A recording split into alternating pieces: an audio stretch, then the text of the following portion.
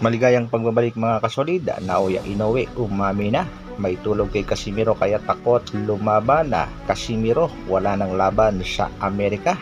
Jerry Peñalosa merong real talk.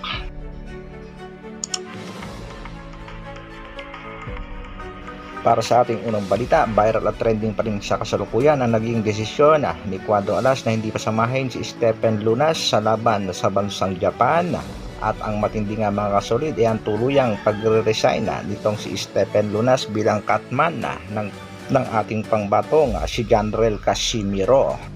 Maraming ang mga solid Cuadro Alas supporters ang hindi nagustuhan ng balitang ito mga kasolid, maging ang boxers ng MP Promotion nitong si Mr. Sian ay nagbigay na rin ang kanilang mga saloobin.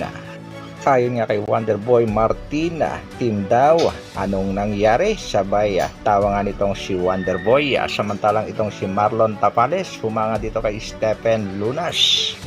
Bagamat nag-resign si Lunas ay sinabi nga nitong si Stephen Lunas na gusto niya lang ay mapaganda ang karera nitong si Cuadro Alas Janrel Casimiro, kaya saludo itong si Marlon Tapales.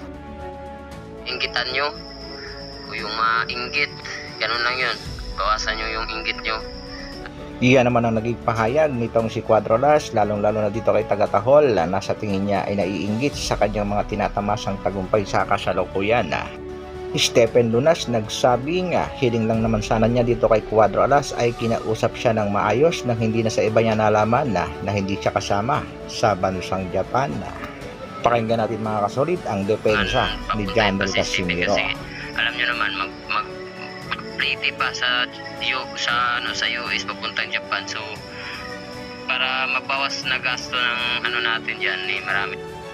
Isa rin yan sa mga hindi nagustuhan ng mga solid Cuadro Alas supporters, bakit daw iniisip ang gastos dito kay Stephen Lunas. Sa pag-resign nga ni Lunas ay nagkaroon ng pagkakataon itong si Tagatahol na bumanat ulit mga kasolid. Banat nga nitong si Tagatahol, hindi naman daw bobo itong si Stephen Lunas upang hindi malaman ang totoo na itong si Cuadro Alas Janrel Casimiro ay wala ng laban sa bansang Amerika dahil revoke ang visa.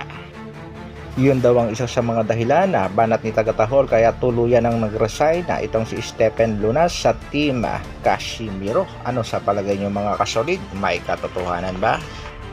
Sa kamilang balita naman mga kasolid, former world champion Jerry Peñalosa, meron nga naging reaksyon at pahayag patungkol nga yan sa Japanese monster na si Naoya Inoue. Banat nga nitong si Jerry Peñalosa, ito daw si Casimiro ang may potensyal na makatalo dito sa tinaguriang Japanese monster. Wala daw sa estilo nitong si Marlon Tapales na talunin ang Japanese monster. Dagdag pa nitong si Jerry Peñalosa, mapapansin daw natin na mayabang itong si Casimiro pero may ipagyayabang, may lakas at walang takot kahit sino pa ang nakakalaban kaya may tulog nga daw itong Japanese monster kung sakaling itong si Casimiro at si Inoue na ang maghaharap sa ibabaw ng lona. Dagdag pa nga nitong si Peñalosa, hindi naman daw niya minamaliit ang kakayahan ni Marlon Tapales pero mas naniniwala siya nga nasa estilo ni Casimiro ang tatalo kay Naoya Inoue.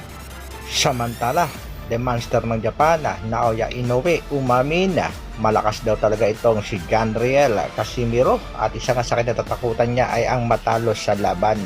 Kapag nga daw itong si Casimiro ang kanyang nakalaban, dagdag nitong si Naoya Inoue, paunahan na lamang dahil may tulog si Casimiro at may tulog din daw siya kung sakaling siya ang maunahan. Pero wag na tayong magtaka mga kasolid kung sakaling tatakasan na naman si Casimiro nitong tinaguriang Japanese monster dahil ang plano nga dyan mga kasolid pag nanalo itong si Naoya Inoue kontra nga dito kay Marlon Tapales, siguradong aakyat na ito ng sunod na divisyon. Yan ang kagustuhan ng kanyang promoter na si Bob Aroma. At sa laban naman ng ating pangbatong si Janrel Casimiro ngayong October 12 sa bansang Japan, siguraduhin niya lang na mananalo sa laban dahil pag natalo siguradong iiwanan na siya ng Treasure Boxing Promotion. Kailangang ipanalo ni Alas ang laban para malaman natin mga kasolid kung kaya bang ikasa ng Treasure Boxing Promotion ang bakbakan sa pagitan ng ating pangbatong si Alas at sa superstar ng Japan na si Naoya Inoue dahil yan daw ang main target nitong Treasure Boxing Promotion. Kaya good luck sa ating nag-iisang angas ng Pinas, Cuadro Alas, Janrel Casimiro. Good luck sa iyong laban. Focus sa training. Huwag nang munang isipin ang mga problema. Hanggang dito na lang muna mga kasolid. Isang like naman dyan. Maraming salamat sa patuloy na pagsuporta at panonood. Mabuhay, Dr. Alvin Vlogs. Brrrr.